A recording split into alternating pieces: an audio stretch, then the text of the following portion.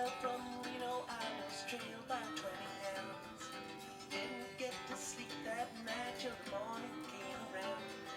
Set out running, but I took my time. A friend of the devil is a friend of mine. I get home before daylight, just might get some sleep tonight. Hi, my name is Rob Brosh, and I'm also known as the Rock Doc.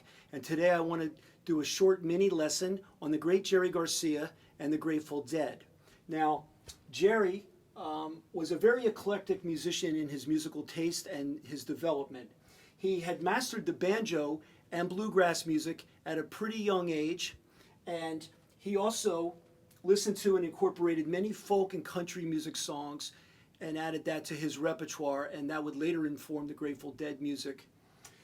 It might surprise people to know that he also listened to quite a bit of jazz, and especially the great John Coltrane. He loved Coltrane's sense of adventure and experimentation in music.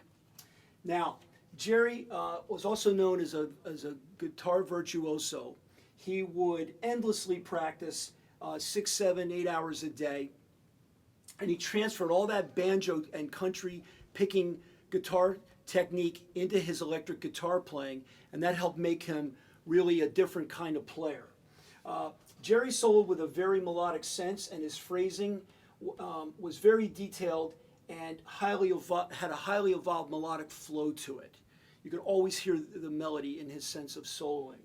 And he did all this with only 4 fingers, as the famous story goes that his brother had cut off his middle finger, and Jerry was left only with 3 fingers and a thumb on his finger picking hand, but he managed to be able to play with incredible technique. So I'm going to flip the board real quick. And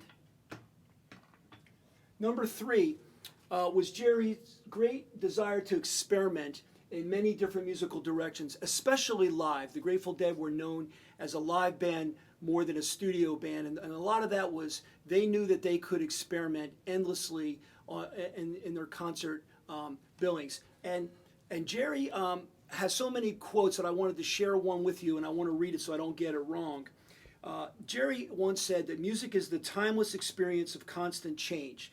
You don't get adventure in music unless you're willing to take chances. And that really sums up his sense of experimentation. Number 4, Jerry was a very gifted songwriter and composer. So by the late 1960s and early 1970s, he established himself as a composer with the Grateful Dead on great albums such as 1970's Working Man's Dead and also in 1970 American Beauty. Those albums contained strong folk and country-inspired songs like Uncle John's Band and Friend of the Devil.